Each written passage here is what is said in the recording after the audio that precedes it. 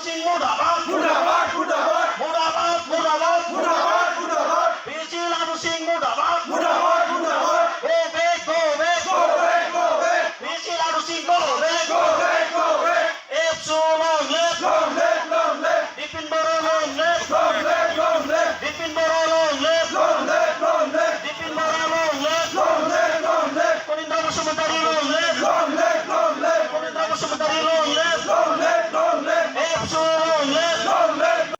दिनै जोङो उदालगुरि जिल्ला दुलाराय बर' फरायसा आफादनि बानजायनायाव जोङो मोनफ्रोमबो जे जौमा फरायसालि डिग्री कलेज बेयावहाय जोङो से घन्टानि थाखाय हिजिरखावनाय हाबाफारिखौ लादों। बे हाबाफारिखौ मानि थाखाय लादों होननानै बुङोब्ला जोङो मोननैसो डिमान्डखौ लानानै बे हाबाफारिखौ जों लादों। नाम्बार 1 लाइज्राम लाडु सिं, जायखौ जोङो बड'लेण्ड इउनिभार्सिटिनि भाइस चेन्सेलर होननानै मिथियो, बिथांखौ जोङो थाबैनो इमिडियेट एक्सपेल बा सासपेन्सन खालामनांगौ होननानै जों बेखौ जोङो दिनै हिजिरखावनाय हाबाफारिखौ जों लादों दाबि हिसाबै। आरो बिनि अनगायैबो बिथाङा जोंनि जि बड'लेण्ड इउनिभार्सिटिनि सिङाव थानाय डिग्री कलेजनि फरायसुला फरायसुलिफोरखौ लानानै बिथाङा खेला गेलेगासिनो दङ, बेखौ जों नुनो मोन्दों।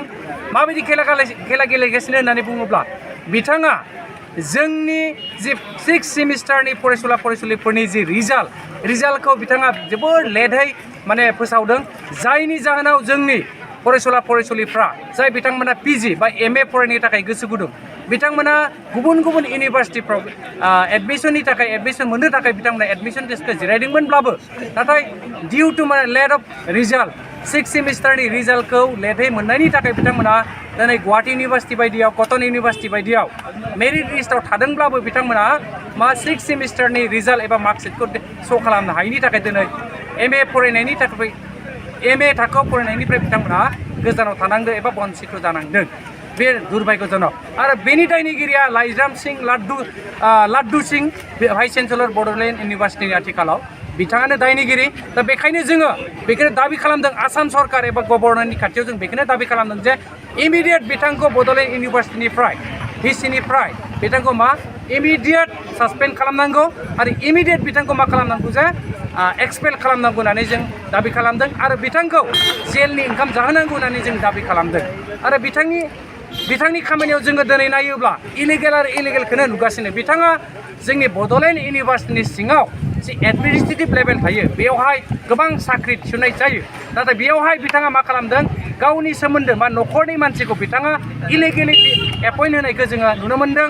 आरो बिनि अनगायैबो जिहेतु PhD एडमिसननि थाखाय एडमिसन टेस्ट जायो स्कलारफोरनि थाखाय, दा बेयावबो स्कलार महरै बिथाङा गावनि न'खरनि मानसिखौ PhD एडमिसन होदों।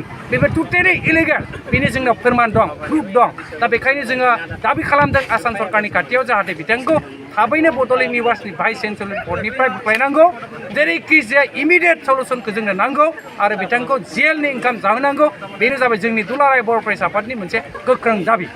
दिनै समाव नुनो मोन्दों गोबां फरायसाफोरा जे एडमिसननि फिसा बांनायनिसो बांनो हमदों, बेनि सायाव मा फोरमायनो सानो? जोङो बेखायनो होनदों आङो जे जेब्लासिम बड'लेण्ड इउनिभार्सिटिनि भाइस चेन्सेलर लाडु सिंआ सोलाया अब्लागाबायदि जोंनि बड'लेण्ड इउनिभार्सिटिनि सिङाव थानाय जिमान डिग्री कलेजानो होन बा इउनिभार्सिटियानो होन, बे इलिगेल खामानिया जेब्लासिम लाडुसिम थागोन अब्लासिम इलिगेल थागोनखौ जोङो बुंनो हायो दाथि। दा बेखायनो जोङो थाबैनो इमिडियेट बिथांखौ जेब्लानोखि जों सोलायनो हागोन, बिथांनि जायगायाव सरकारा जेब्लानोखि इनिसियेटिभ लानानै गुबुन VC भाइस चेन्सेलरखौ एपइन्ट खालामगोन अब्लानो जोंनि सलुसना थाबैनो सुस्रांजागोन बेखौ जों फोथायनो हायो। दा बेखायनो नैबे गोबां कलेजफ्रावबो दिनै एडमिसननि फिसा एसे बारायदों होननानै जोंनियाव खौरां हरबाय थादों, बेखौ जों नायगोन आरो जोंनि कलेजनि फरायसुला फरायसुलिफ्राबो बिनि सायाव धरना कार्यसुचि लानायखौ जों नुनो मोन्दों। बेयाव जोङो दुलाराय बर' फरायसा आफाद हिसाबै जोङो जेब्लायबो फरायसा आफाद हिसाबै जोंनि फरायसुला फरायसुलिया जाहाथे प्रब्लेमजों भुगिनो गोनां जाया बिनि थाखाय जों नोजोर होगोन आरो जेब्लायबो जोङो फरायसानि थाखाय जों खामानि मावगोन, समाजनि थाखाय खामानि मावगोन। आरो बेखायनो जोङो नैबेबो बिनिनो मोनसे एक्टिभिटिस होननानै बुंनांगोन जे नैबे जे लाइज्राम लाड्डु सिं बिथांखौ इमिडियेट सासपेन्ड खालामोब्लानो जोंनि जिखिनि प्रब्लेमफोर जेंनाफोर एसेब्लाबो सुस्रांजागोन, जोंहा बेयाव फोथायनाय दं। डिजिटेल बड' निउसनिफ्राय गासैखौबो खुलुमनाय आरो बरायनाय बावहरनाय जाबाय।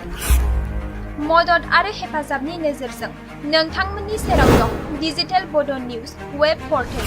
सुखु दुखुनि समाव खैदां खैफोदनि समाव नोंथांमोननि राव जानानै ओंखारबोदों डिजिटेल बड' निउज खौरां दैथाय हरनो आरो जोंजों थोंजोङै फोनांजाबनो थाखाय जानबुं नं 6901559919 उदां आरो सैथो खौरां फोसावनायनि थांखिजों नोंथांमोननि सेराव दं डिजिटेल बड' निउज।